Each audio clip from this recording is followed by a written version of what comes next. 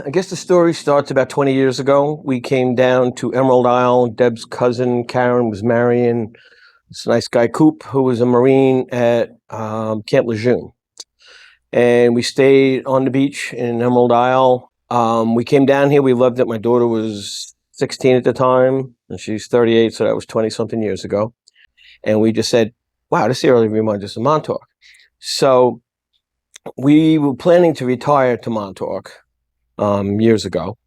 It was basically all the people from New York City that I worked with every day that I didn't want to see when I went 120 miles further east. New York City started creeping further and further into Montauk and Amagansett.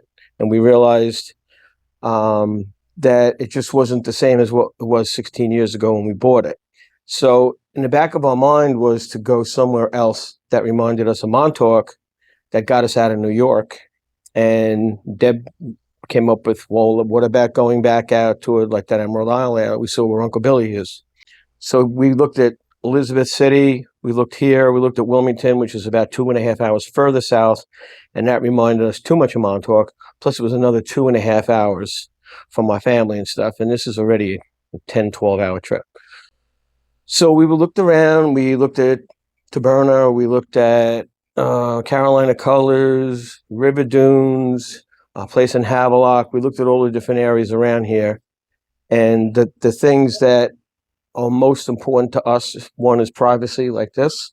Two is it has to have theaters and photography and things for my wife. And it has to have baseball and music for me.